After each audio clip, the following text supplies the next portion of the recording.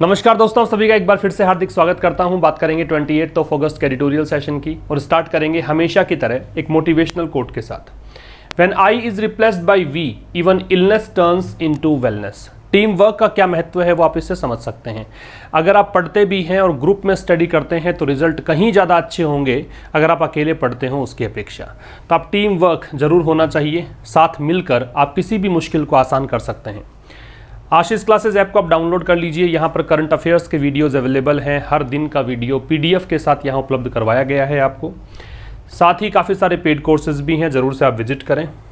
और वोकैबुलरी की एक ई-बुक भी उपलब्ध करवाई गई है जो जनवरी से लेकर जून तक के वर्ड्स यहाँ पर हैं। फिर जुलाई से लेकर नेक्स्ट 6 मंथ्स के तक जब भी हो जाएगा तो फिर नेक्स्ट बुक एक लॉन्च कर दी जाएगी। ये आपका the Hindu editorial analysis her Wednesday को एक बैच स्टार्ट होता है। यहाँ पर 2 सेशंस पर डे आपको करवाए जाते हैं, दोनों की PDF उपलब्ध होती है। एक सेशन तो यही रहता है जो YouTube पर आपको 5 बजे मिलता है, वही एप्लीकेशन पर 12-1 बजे के करीब मिलता है। सेकंड सेशन लेट नाइट को मिल जाता है। इस प्रकार से 2 सेशंस पर डे आपको प्राप्त होंगे 75 डेज के लिए। तो स्टार्ट करेंगे आज का सेशन कॉमन एरर्स के साथ में। तो पहला क्वेश्चन आपके सामने है, some categorically suspected having seen the guard and thief together. सोचिए इसके बारे में कि क्या इसमें एरर हो सकती है। सम कैटेगरिकली, कैटेगरिकली का मतलब बिल्कुल स्पष्ट रूप से कह सकते हो, बिना किसी कह सकते हो संशय के। तो कुछ लोगों ने इस बात पे संदेह किया और बिल्कुल मतलब वो स्पष्ट भी थे इस चीज़ को लेकर कि उन्होंने गार्ड और थीफ को साथ देखा। जो रक्षक है, गार्ड है, उसको भी और साथ में संतरी को भी और चोर को भी।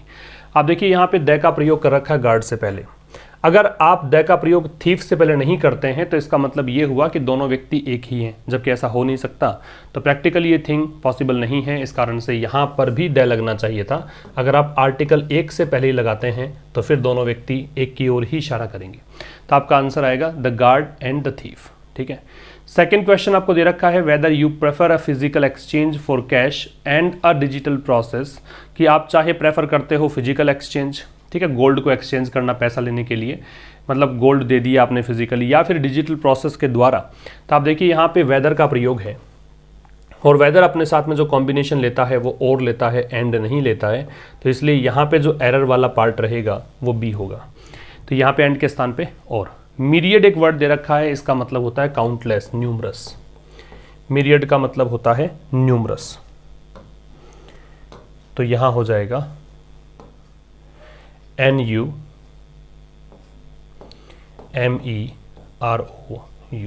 न्यूमरस। ठीक है।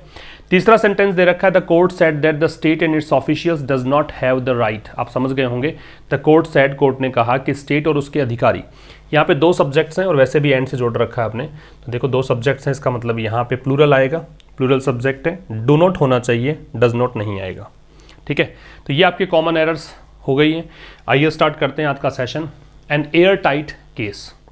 एयर टाइट से मतलब होता है जो डिस्प्यूटेबल नहीं है, जिस पर कोई मतलब कहे अनक्वेश्चनेबल, जिससे प्रश्न चिन्ह उठाया ही नहीं जा सकता। ठीक है।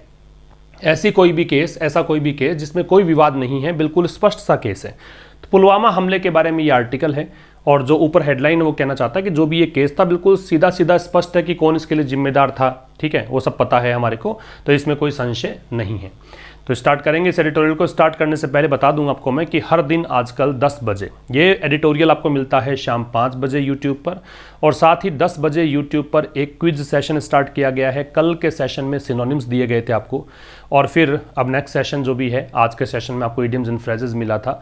फिर अब नेक्स्ट जो भी होगा तो एक नया क्विज सेशन, मतलब 10 क्वेश्चंस आपको मिलते हैं, अपने आप को परख सकते हैं। पूरा प्रॉपर एक टाइमिंग आपको मिलता है, 10 सेकंड 15 सेकंड जो भी रिक्वायर्ड वहाँ पे है। तो उसके अकॉर्डिंग अपना स्कोर आप देख सकते हैं कि कितना आपको अच्छे से आ रहा है।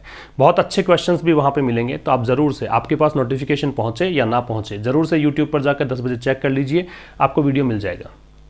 तो यहाँ देखिए स्टार्ट करेंगे। A year and half after. ये ईयर होता है तो ए लगा है, ईयर नहीं होता है। ईयर तो EAR कानों के लिए जो यूज़ करते हैं, और ये तो वर्ष तो ईयर।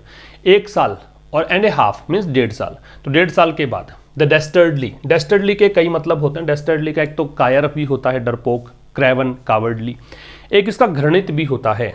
ठीक है। तो डेस्पिकेबल, मीन, कावर्डली, क्रेवन, ये सब मीनिंग हो सकते हैं। तो यहाँ पे घृणित कह सकते हो, बहुत ही निंदनीय कह सकते हो। तो कह रहा है कि 1.5 साल के बाद जब एक आतंकी हमला हुआ था, कायरतापूर्ण हमला मान लीजिए, या फिर बहुत ही निंदनीय कह सकते हो हमला हुआ था, आतंकी हमला हुआ था। किस पर? सीआरपीएफ के दस्ते पर। कॉन्वॉय का मतलब होता है दस्ता, ग्रुप को बोलते हैं, ठीक है, या फिर आप कारवां को बोलते हैं या फ्लीट को बोलते हैं। एक्चुअल में क्या होता है, किसी भी मान ली गाड़ी निकल रही है, उसके दाएं और बाएं साथ में गाड़ियां चलती हैं, उसके आगे भी गाड़ियां चलती हैं, पीछे भी, ताकि उसको प्रोटेक्ट किया जा सके। इस प्रकार के जो एक ग्रुप निकलता है, कारवां निकलता है, उसको हम बोलते हैं, किस नाम से जानते हैं? कॉन्वॉय के नाम से। तो कह रहा है कि सीआरपीएफ का जो दस्ता निकल रहा था पुलवामा में, पुलवामा जगह का नाम है जम्मू कश्मीर में, उस दस्ते पर जो हमला हुआ था 1.5 साल, उसके 1.5 साल के बाद अब यहां कह रहा है कि भाई ये पुलवामा वाला जो हमला हुआ था, दैट किल्ड, जिसने कि मार दिया था किसको? 40 पर्सनल। पर्सनल का मतलब होता है कर्मचारियों को बोलते हैं, तो यहां पे सैनिक शहीद हो गए थे, ठीक है। The national investigation agency NIA को बोलते हैं, ये जो है इसकी शॉर्ट फॉर्म एनआईए होगी, राष्ट्रीय सुरक्षा एजेंसी। उसने क्या किया? हैज फाइल्ड अ चार्जशीट, उसके 1.5 साल के बाद में चार्जशीट दायर की है। चार्जशीट क्या होती है? एक ऑफिशियल डॉक्यूमेंट होता है जिसमें पुलिस ऑफिसर डिटेल्स देता है आरोपी के खिलाफ, उसको बोलते हैं चार्जशीट। तो एनआईए ने 1.5 साल के बाद में चार्जशीट यहाँ पे फाइल की है, किसके खिलाफ? 19 लोगों के खिलाफ। उन 19 लोगों में कौन कौन शामिल हैं? इसमें मौलाना मसूद अजहर शामिल है, ठीक है। ये कौन है? ये लीडर है टेररिस्ट ग्रुप जैश-ए-मोहम्मद का। और किसके लिए चार्जशीट दायर की है? फॉर प्लानिंग द अटैक, की इन्होंने ही हमले की साजिश रची थी इसको लेकर। 4 प्रपोजिशन लग गया तो आईएनजी लग गया। यहां तक की अगर बात आप करोगे तो देखो, द डेस्टर्डली टेरर अटैक, ये आपका सब्जेक्ट है, ठीक है। और इस टेरर अटैक को लेकर दैट रिलेटिव प्रोनाउन करके फिर किल्ड दे रखा है, उस हमले के कारण इतने लोग मारे गए, ये कहना चाहता है। एक नेशनल इन्वेस्टिगेशन एजेंसी सब्जेक्ट है, तो उसको देखकर हैज आपको वर्ब दे रखी है। हैज के साथ थर्ड फॉर्म लगता है, ये आपको पता ही है, ठीक है। और 4 के साथ आईएनजी लगता है, पता है आपको। कॉन्वॉय का मतलब क्या होता है हमने जान लिया। डेस्टर्डली का मतलब क्या है वो जान लिया। एयर टाइट क्या होता है बता दिया मैंने आपको। तो एक बार फिर देख लीजिए इसका मतलब क्या है। ये कह रहा है कि 1.5 साल के बाद जब ये एक बहुत ही कायरतापूर्ण या घृणित तरीके से एक हमला हुआ था, ठीक है, निंदनीय जो घटना घटी थी पुलवामा के अंदर, सीआरपीएफ का दस्ता जा रहा था, उस पर जो आतंकी हमला हुआ था, उस आतंकी हमले में 40 यहाँ पे सैनिक शहीद हुए थे। उसके 1.5 साल के बाद में एनआईए ने क्या किया है? 19 लोगों के खिलाफ चार्जशीट दायर की है, और उन 19 लोगों के में मसूद अजहर शामिल है। मसूद अजहर कौन हुआ? ये जैश-ए-मोहम्मद का सरगना हुआ। और किसके लिए यहाँ पे फाइल की है चार्जशीट? हमले को प्लान करने के लिए। आगे देखेंगे, कंसिडरिंग, ये आपका प्रेजेंट पार्टिसिपल हो गया। ये बात ध्यान रखिएगा, जो बच्चे नए हैं उनको बता दूं कि जब भी किसी सेंटेंस का स्टार्ट आप आईएनजी फॉर्म से करते हैं तो 2 तरह की पॉसिबिलिटीज बनती है, या तो वो प्रेजेंट पार्टिसिपल कहलाता है या फिर जेरेंट कहलाता है। लेकिन जेरेंट तभी होगा जब उसको देखकर कोई वर्ब को डिटरमिन आप करते हैं, ठीक है। अगर वर्ब डिटरमिन नहीं हुई है उसको देखकर, इसका मतलब आप उसे कहिएगा प्रेजेंट पार्टिसिपल है, तो ये प्रेजेंट पार्टिसिपल माना जाएगा। कंसिडरिंग द डिफिकल्टीज का मतलब मुश्किलों को कंसीडर करते हुए, मुश्किलों के बारे में सोचते हुए। कंसीडर सोचना, विचारना। इन पीसिंग टुगेदर, पीस टुगेदर का मतलब होता है जोड़ना, ठीक है। द माइन्यूशियाई, मिन्यूशियाई बोलते हैं इसको। मिन्यूशियाई का मतलब क्या है? Details, niceties, subtleties, particulars. तो इसका मतलब है सूक्ष्म जो भी डिटेल्स हैं, तो छोटी छोटी चीज़ें जो है उसकी बात कर रहा है। इन द केस मतलब इस केस में। तो इस बात की परेशानियों पर विचार करते हुए, इस बात की परेशानियों को कंसीडर करते हुए कि जो छोटी छोटी चीज़ें हैं इस केस में, उसको जोड़ने में परेशानी आएंगी। द एजेंसीज पेनस्टेकिंग एफर्ट, तो ये जो एनआईए के लिए एजेंसी दे रखा है, इसका जो पेनस्टेकिंग एफर्ट है, पेनस्टेकिंग का मतलब होता है बहुत ही मेहनत इन्होंने की है, बहुत ही मतलब केयरफुल तरीके से काम किया है। तो पेनस्टेकिंग के सिनोनिम्स आप देख सकते हैं, केयरफुल हो सकता है, मेटिकुलस हो सकता है, थरो हो सकता है, शेड्यूलस हो सकता है। काफ़ी ज़्यादा इन्होंने मेहनत करी जो है, उस चीज़ को निश्चित रूप से क्या करना चाहिए? स्वीकार कर लेना चाहिए। एक्नॉलेज का मतलब होता है एडमिट कर लेना, तो इस बात को स्वीकारना चाहिए कि एजेंसी ने बहुत ज़्यादा यहाँ पे मेहनत की है। लेट मी रिपीट, यहाँ से मैं बात कर रहा हूँ और यहाँ तक की बात कर रहे हैं। कह रहा है कि भाई जो भी मुश्किलें यहाँ पे हैं इस केस में, छोटी छोटी डिटेल्स को जोड़ने की जो मुश्किलें हैं, उसको देखते हुए एजेंसी के जो बहुत ही मैटिकुलस प्रयास हैं, बहुत ही सावधानी पूर्वक और मेहनत जो इन्होंने की है, उस बात को निश्चित रूप से, मस्ट आ गया तो ये ऑब्लिगेशन हो गया, अनिवार्यता हो गई, तो निश्चित रूप से इस प्रयास को क्या करना चाहिए? एक्नॉलेज करना चाहिए, इस बात को स्वीकार लेना चाहिए। तो ये तो इससे फर्स्ट स्लाइड में था। आगे देखिएगा, the identity of the key perpetrators. की का मतलब मुख्य है, जब भी की एडजेक्टिव के रूप में आता है, जब भी की का प्रयोग नाउन से पहले होता है, इसका मतलब होगा मुख्य। तो कह रहा है कि आइडेंटिटी मतलब पहचान किसकी? मुख्य आरोपियों की। परपेट्रेटर आरोपी को बोलते हैं, अपराधी को बोलते हैं। सिनोनिम्स आप यहां देख सकते हैं, क्रिमिनल है, कल्प्रिट है, वायलेटर है, फैलन है। तो कह रहा है कि जो पहचान है मुख्य आरोपियों की, वो पहचान, ये सब्जेक्ट हो गया, ये कभी भी नहीं थी इन डाउट, शक में, मतलब इस पर कोई संदेह ही नहीं था। After the JEM Jaish e Mohammed claimed responsibility, जब जैश ए मोहम्मद ने दावा किया था, मतलब जिम्मेदारी ले ली थी, इमीडिएटली तुरंत, आफ्टर मतलब बाद में, द अटैक इन फरवरी 2019, तो फरवरी 2019 में जो यह हमला हुआ था उसके तुरंत बाद जो इसने जैश ए मोहम्मद ने जिम्मेदारी ली थी इस हमले की कि भाई हम ही जिम्मेदार हैं इसके लिए, उसके बाद में इन आरोपियों की पहचान करना तो कोई शक के घेरे में नहीं था, कि डाउट में नहीं थी ऐसी बात। ठीक है, तो परपेट्रेटर के सिनोनिम आपने देखे, आइडेंटिटी को देखकर वॉज का प्रयोग है, जैश ए मोहम्मद को देखकर क्लेम्ड का प्रयोग है। क्लेम रेस्पॉन्सिबिलिटी में जिम्मेदारी लेना। फिर कहता है चार्जशीट डिटेल्स, चार्जशीट में जो भी मतलब बताया है इसने, है ना, डिटेल्स यहाँ पे वर्ब के रूप में है, तो चार्जशीट ने जो भी डिटेल बताई है, क्या बताई है, the role of the Jaish e Mohammed handlers, तो जैश ए मोहम्मद के हैंडलर्स जो भी इसको हैंडल करते हैं उनके रोल के बारे में बताया है, और लोकल एसोसिएट्स इन कश्मीर, और कश्मीर में जो स्थानीय सहयोगी इनके रहे हैं, कश्मीर के स्थानीय जनता के सहयोग से इन्होंने हमला किया, तो ये स्थानीय जो एसोसिएट्स इनके सहयोगी रहे हैं कश्मीर में, एंड हाउ द अटैक, और ये बताया कि कैसे इस अटैक को was in the work since 2016, की 2016 से ही इस पर काम हो रहा था। इन द वर्क्स का मतलब यहां पे काम चल रहा था इस पर, 2019 में हमला हुआ, 2016 से ही काम इस पर हमले पे चल रहा था। ठीक है, यहां तक की बात करें तो जो चार्जशीट यहां पे दायर की गई है, उस चार्जशीट में डिटेल दी गई है कि जैश ए मोहम्मद के हैंडलर्स के बारे में, कि कौन कौन हैंडल कर रहा है, और जैश ए मोहम्मद के जो स्थानीय सहयोगी हैं कश्मीर में उनको लेकर, और कैसे इस हमले पर काम चल रहा था 2016 से ही, इन सब के बारे में चार्जशीट में आप डिटेल मिलती है।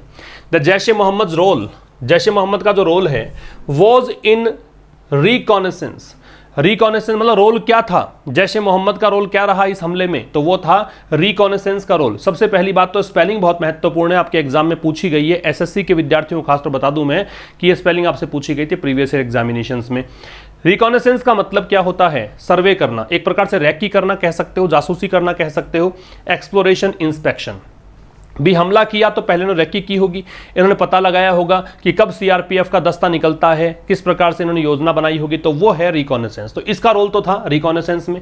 ट्रेनिंग, प्रशिक्षण दिया आतंकियों को, और इंडोक्ट्राइनेशन, इंडोक्ट्राइनेशन का मतलब क्या होता है, ये ब्रेन वॉश की प्रक्रिया है एक प्रकार से, कि आपको बार बार में एक ही चीज बताई जाए और तब तक बताई जाए जब तक कि आप स्वीकार ना कर लो।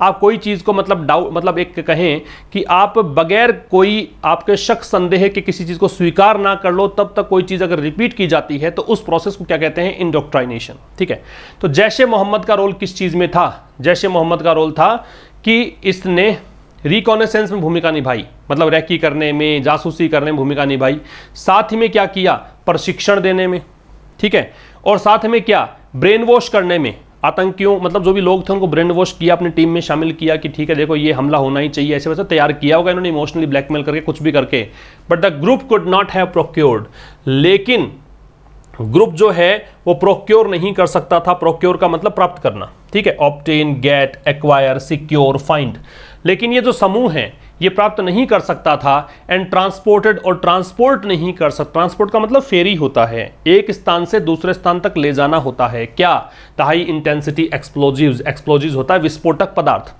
तो ये ट्रांसपोर्ट नहीं कर सकता था बहुत ही हाई इंटेंसिटी के विस्फोटक पदार्थों को बगैर इन्वॉल्वमेंट के, इन्वॉल्वमेंट किसका, पाकिस्तानी सिक्योरिटी एस्टेब्लिशमेंट, पाकिस्तान के जो सुरक्षा बल हैं उनके सहयोग के बगैर ये जो ग्रुप है ये इतना बड़ी मात्रा में विस्फोटक पदार्थ को ना तो ट्रांसपोर्ट कर सकता था और ना ही प्राप्त कर सकता था।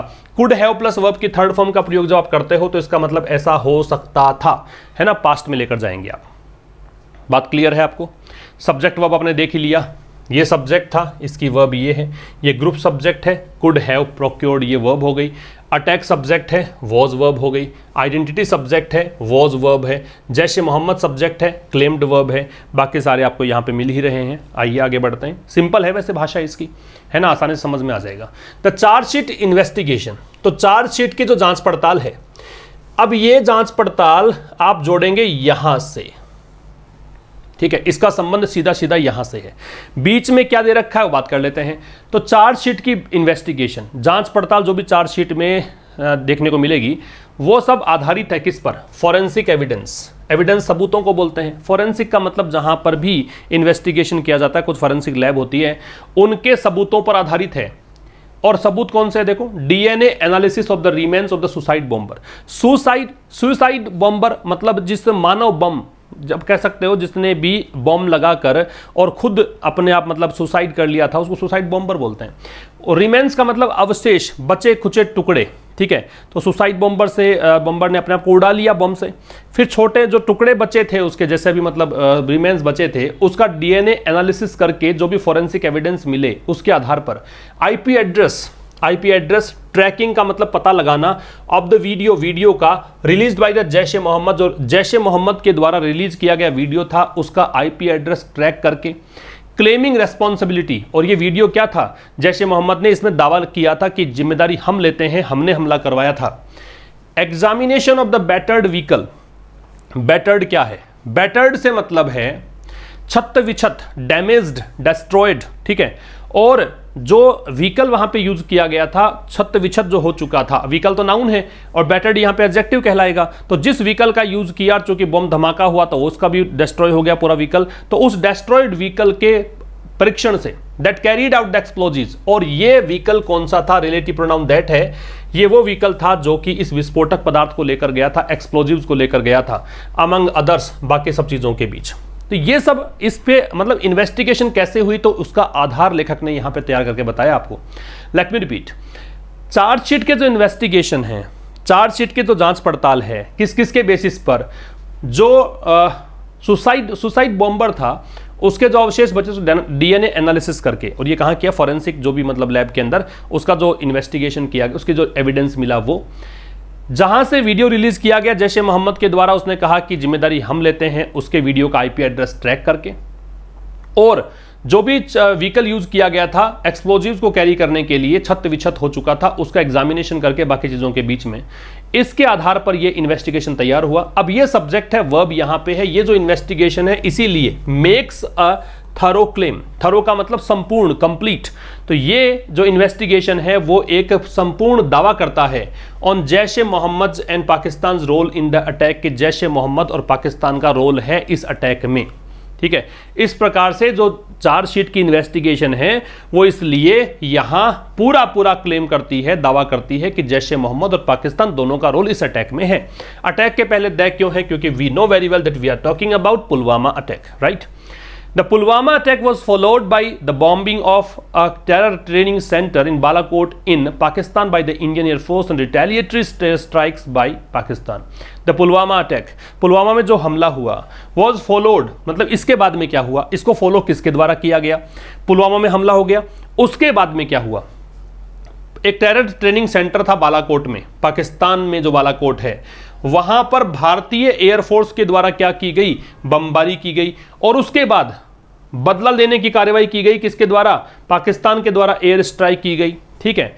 रिटेलिएटरी का मतलब हो गया रिवेंजफुल, फुल ऑफ रिवेंज, ठीक है, बदला लेने की कार्यवाही, प्रतिशोधात्मक। एयर स्ट्राइक्स, हवाई हमले बाई पाकिस्तान के द्वारा।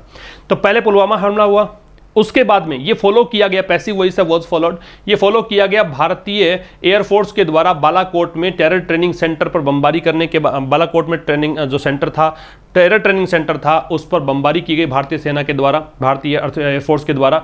उसके बाद प्रतिशोधात्मक एयर स्ट्राइक्स की गई पाकिस्तान के द्वारा, 2 हमले और मतलब यहां देखने को मिले पुलवामा अटैक के बाद। आगे देखेंगे, these have resulted in, result in का मतलब होता है परिणाम निकलना, लीड टू, इसका मतलब है लीड टू। तो ये जो चीजें हैं, दीज हैव रिजल्टेड इन, इनका परिणाम निकला है अब ब्रेकडाउन ऑफ डिप्लोमेटिक टाइज। मतलब ये जो हमले हुए, पुलवामा हुआ, बालाकोट वाला हुआ, पाकिस्तान की एयर स्ट्राइक्स हुई, तो इन सब चीजों का परिणाम क्या निकला? ब्रेकडाउन मतलब फेलियर को बोलते हैं, असफल हो गया डिप्लोमेटिक टाइज। कूटनीतिक जो संबंध थे भारत और पाकिस्तान के, उनमें मतलब असफलता देखने को मिली, ब्रेकडाउन हुआ, टूट गए वो संबंध। एंड डिटीरियोरेशन, ये होता है विकृत होने की प्रोसेस, वर्सेनिंग जो प्रोसेस होता है, वर्सन होने का प्रोसेस, खराब होने, बदतर होने की प्रक्रिया। और deterioration of every aspect of relations between the countries, और हर प्रकार के रिश्ते, एस्पेक्ट का मतलब होता है पहलू, हर प्रकार का जो पहलू है रिश्तों का दोनों देशों के बीच, भारत और पाकिस्तान के बीच, वो डिटीरियोरेट होते गए। बात समझ में आ गई। रिजल्ट किस में निकला, तो इन अपने बाद में लेगा क्या, ऑब्जेक्ट लेगा। इन is preposition, preposition always demands for an object, and you know very well that object can be a noun or pronoun, so here you can say that breakdown is a noun, and again after and we have another noun, deterioration। आ गया समझ में। But the Pulwama investigation could present an opportunity for Pakistan, लेकिन पुलवामा जो जांच पड़ताल हुई, पुलवामा जो ये इन्वेस्टिगेशन हुई, कुड रिप्रेजेंट, पुलवामा में जो जांच पड़ताल हुई वो कुड प्रेजेंट, वो प्रस्तुत कर सकती है एन अपॉर्चुनिटी, एक अवसर फॉर पाकिस्तान, पाकिस्तान के लिए टू इनिशिएट मीनिंगफुल चेंजेस, की वो शुरुआत करे, किसकी, अर्थपूर्ण परिवर्तन की, इन इट्स अप्रोच, अपनी जो अप्रोच है किसको लेकर, बॉर्डर पार जो आतंकवाद होता है, बॉर्डर सीमा पार जो आतंकवाद है उसको लेकर। इफ इंडीड, यदि वास्तव में the Imran Khan lead government, Imran Khan के नेतृत्व वाली सरकार, इज कीन, वो उत्सुक है, कीन का मतलब है ईगर, यदि वो उत्सुक है ऑन रिफॉर्मिंग, किस चीज को लेकर, कीन के साथ में ऑन लगता है पहली बात, ऑन प्रिपरेशन तो आईएनजी लगेगा, रिफॉर्म का मतलब इंप्रूव करना, सुधारना, इट्स डीप स्टेट का मतलब जो गहरी एक प्रकार से खाई यहाँ पे देखने को मिल रही है, या फिर कहीं के रिश्ते खराब हो चले हैं, उसको सुधारने के लिए यदि वास्तव में इमरान खान लेड गवर्नमेंट यहाँ पे उत्सुक है तो उनको ऐसा करना पड़ेगा। क्या करना पड़ेगा कि पुलवामा जो इन्वेस्टिगेशन है वो यहाँ प्रस्तुत कर सकती है, could has been used here to denote possibility, तो यहाँ पे ये प्रस्तुत कर सकती है एन अपॉर्चुनिटी, एक अवसर पाकिस्तान के लिए, कि कैसा अवसर, to start means to initiate equals to start, ठीक है, शुरुआत करने के लिए, मीनिंगफुल चेंजेस, अर्थपूर्ण बदलाव अपनी अप्रोच में, सीमा पार आतंकवाद जो अप्रोच पाकिस्तान की रही है उस अप्रोच में परिवर्तन करने के लिए ये यहाँ पे एक मौका हो सकता है उनके लिए, यदि वास्तव में इमरान खान के नेतृत्व वाली सरकार उत्सुक है कि वो इस डीप स्टेट में, अपने डीप स्टेट है या फिर कहें कि अपनी जो खराब स्थिति है वो सुधारना चाहे तो। आगे देखिए, for the Indian government, Bharat सरकार के लिए, द चार्जशीट प्रेजेंट्स, भारत सरकार के लिए जो चार्जशीट है प्रेजेंट करती है, a case not just for detailing the dastardly role of Pakistan, तो भारत सरकार के लिए जो चार्जशीट है वो प्रस्तुत करती है अ केस, एक ऐसा case, not just for detailing, for के साथ आईएनजी, ना केवल ऐसा केस जो कि ये जो पाकिस्तान का कायरतापूर्ण, ये जो एक क्रूरतापूर्ण या हीनस या फिर कह सकते हो क्रूअल टाइप का जो ये रोल है पाकिस्तान का, इसको डिटेल देने के लिए ही नहीं, and it's proxy actors in Kashmir, proxy का मतलब होता है प्रतिनिधि, जो आपके जगह पर आपने जो कहा, मतलब आपकी अनुपस्थिति में या आपकी जगह पर आपके लिए काम करता, उसको प्रॉक्सी बोलते हैं। Synonyms you can see here, representative, delegate and surrogate, ठीक है। तो कह रहा है भारत सरकार के लिए ये जो चार्जशीट है वो क्या प्रस्तुत करती है, ना केवल कोई ऐसा केस कि यहाँ पे पाकिस्तान के जो ये कायरतापूर्ण रोल है इसको डिटेल, इसकी डिटेल यहाँ मिलेगी, या इसके जो प्रॉक्सी एक्टर्स हैं, पाकिस्तान के जो प्रॉक्सी एक्टर्स हैं, पाकिस्तान अपनी तरफ से जो काम करवाता है आतंकियों के हवाले से कश्मीर में, ना केवल उनकी डिटेल यहाँ पे मिल रही है चार्जशीट से, बल्कि यहाँ भारत सरकार के लिए ये भी है कि वो अपनी स्ट्रेटजी को, अपनी रणनीति को क्या करे, री इवेल्युएट करे, मतलब रीअसेस करे, फिर से मूल्यांकन करे, फिर से देखे। The involvement of A local Kashmir youth, अब कह रहा है जो शामिल था, कौन, एक स्थानीय कश्मीर युवा, यूथ का युवा, अच्छा, यूथ जो है can be used as an abstract noun and it can be used as a common noun as well. If it is a common noun then we can use youths, because common noun can be changed into plural form. तो ये youths हो सकता है अगर ये common noun, यहाँ पे common noun ही है, आप देख सकते हैं एक का प्रयोग, अगर ये एब्स्ट्रैक्ट नाउन होता, युवावस्था होती, तो ये नहीं आता। तो जो इन्वॉल्वमेंट है लोकल कश्मीर युवा का, स्थानीय कश्मीरी युवा का जो एक शामिल होना था इस अटैक के अंदर, एज अ सुसाइड बॉम्बर, किस रूप में शामिल हुआ, सुसाइड बॉम्बर में, ठीक है। Years after militancy had waned in the valley, और वो भी वर्षों बाद, जब उग्रवाद जो है वो कम हो गया था, वेन का मतलब कम होना, ड्विंडल, डिक्रीज, डिमिनिश, श्रिंक, जब उग्रवाद कम हो गया था घाटी में, कश्मीर की बात है। वॉज ऑल्सो ए वार्निंग, तो ये शामिल होना जो है ना, इन्वॉल्वमेंट जो है वो यहाँ पे ये भी एक चेतावनी था अबाउट द एलिनेशन, एलिनेशन अलगाव को बोलते हैं, आइसोलेशन, डिटैचमेंट, स्ट्रेंजमेंट, ठीक है। तो ये भी एक वार्निंग था, किस बारे में वार्निंग थी, किस बारे में, कि घाटी में लोगों का सरकार से विमुख हो रहे हैं, देश से विमुख हो रहे हैं, एलिनेट हो रहे हैं, ठीक है। तो यहाँ तक की बात अगर समझें तो ये कहना चाहता है कि एक कश्मीरी युवा जो शामिल था, सुसाइड बॉम्बर वो बना, तो ये बात यहाँ पर, वो भी तब जब काफ़ी वर्षों बाद, जब पहले वहाँ पे उग्रवाद खत्म सा हो गया था, कम हो गया था, तो ये भी एक चेतावनी थी इस बारे में कि वहाँ पे लोग जो हैं वो देश से विमुख हो रहे हैं, आइसोलेट हो रहे हैं। The hollowing out of Jammu Kashmir special status, hollow out का मतलब खोखला कर देना, हटा देना।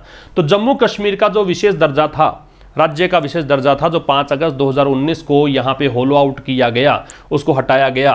The bifurcation of the state, और फिर स्टेट को 2 भागों में बांट दिया गया। बाइफर्केशन मतलब to divide into 2 equal parts और 2 पार्ट्स। सो बाइफर्केट किया गया, एक लद्दाख, एक जम्मू कश्मीर, 2 यहाँ पे यूनियन टेरिटरीज बना दिए गए। तो जो होलो आउट करने की प्रोसेस है, जो विशेष दर्जा था जम्मू कश्मीर का, उसको हटाने की प्रक्रिया है, और फिर स्टेट को 2 भागों में बांटने की प्रक्रिया है। And the demotion of Jammu and Kashmir as a union territory, और फिर इसको डिमोट करना, प्रमोट करने का ऑपोजिट डिमोट है। डिमोशन यहाँ पे नाउन है, क्योंकि दे लग रखा है, आर्टिकल के बाद शब्द दे रखा होता है, वो नाउन होता है। और फिर इसका मतलब स्तर नीचे कर दिया गया, और पहले राज्य था, अब बना दिया केंद्र शासित प्रदेश। इस प्रकार से आगे देखिए, the detention of scores, detention का मतलब जेल, ये कन्फाइनमेंट को बोलते हैं। डिटेंशन का मतलब होता है कन्फाइनमेंट, या फिर आप डिटेंशन का मतलब मान सकते हैं इम्प्रिजनमेंट। और जो जेल में डाला गया, किसको? स्कोर्स। स्कोर्स का मतलब बहुत अधिक संख्या में, वैसे स्कोर 20 भी होता, लेकिन यहाँ बड़ी संख्या में पॉलिटिकल लीडर्स को, नेता लोगों को, फारूक अब्दुल्ला है, उमर अब्दुल्ला है, महबूबा मुफ्ती है, ये कुछ नाम आप समझते ही हैं कि इनको वहाँ पे कैद कर लिया गया था। इंक्लूडिंग मेन स्ट्रीम एक्टर्स, इसमें मुख्य धारा के जो राजनेता हैं, यहाँ पे अभिनेता नहीं है एक्टर्स, यहाँ पे अभिनेता की जगह आप पढ़ें पॉलिटिशियंस, जो मुख्य धारा के राजनेता थे, उनको सबको यहाँ कैद कर लिया गया। एंड द कंटिन्यूइंग रेस्ट्रिक्शंस, और लगातार जो प्रतिबंध लगाए गए हैं on access to broadband internet.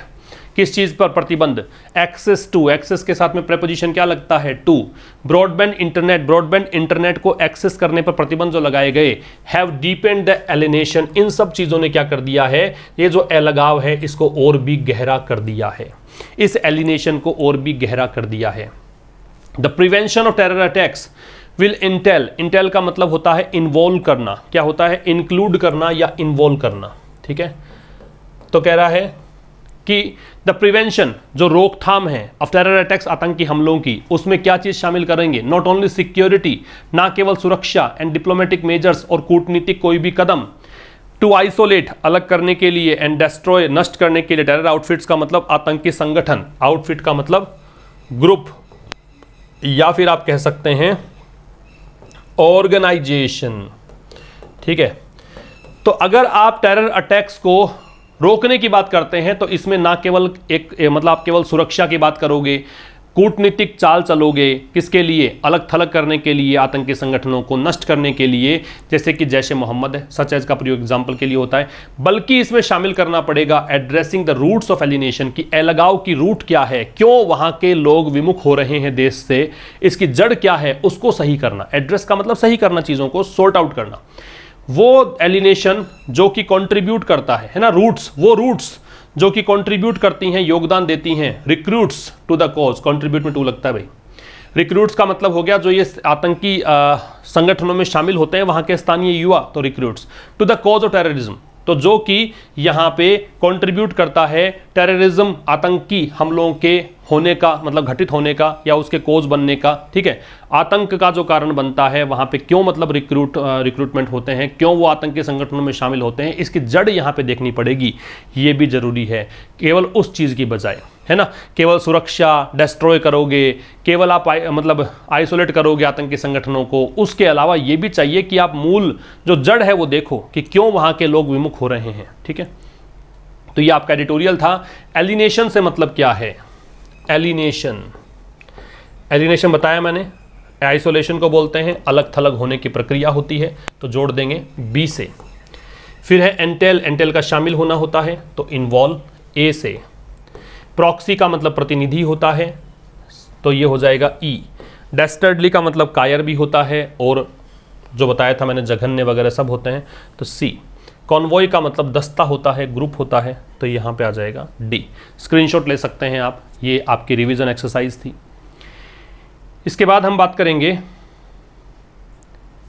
वे पूरी तरह से उत्सुक हैं, दे आर टोटली गंग हो, मतलब पूरी तरह से उत्सुक है, एंथुजियास्टिक है, ठीक है। दे आर टोटली गंग हो, तो गंग हो एक नई चीज़ है। अगर आप कहें कि मैं पूरी तरह उत्साहित हूँ, उत्सुक हूँ, तो आई एम गंग हो। वह है तो ही इज़, दे आर, कैसे भी बना सकते हो। सेकंड है उसके ऑफिस की जासूसी की गई, है तो पैसिव वॉइस, और की गई तो वॉज वर्ड से पैसिव बनेगा, सेकंड फॉर्म का पैसिव बनेगा, तो हिज ऑफिस वॉज बग्ड। ये नया वर्ड आपको मिल रहा है, जासूसी करना। यह एक धोखा है, आई वॉश। दिस इज और it is an I wash, यह धोखा है। प्रेपोजिशन की बात करें तो मैनी पॉलिटिशियंस फील एलिनेटेड। एलिनेट का बताया था मैंने अभी आपको, और इसमें फ्रॉम लगता है, किससे एलिनेटेड हैं, किससे विमुख हैं, किससे दूर जा रहे हैं। He aimed his gun at, aimed के साथ में एट लगता है, उसने अपनी गन को निशाना, मतलब गन से निशाना लगाया टारगेट पर। आई अग्री विद यू, अगर आप किसी व्यक्ति से सहमत है तो अग्री के साथ में विद का प्रयोग करते हैं, आई अग्री विद यू। ठीक है, तो ये था दोस्तों आज का अंतिम एडिटोरियल, आज का इस वीक का अंतिम एडिटोरियल। इनफैक्ट अब मंडे को मुलाकात करेंगे शाम 5 बजे, तब तक नमस्कार, थैंक यू वेरी मच।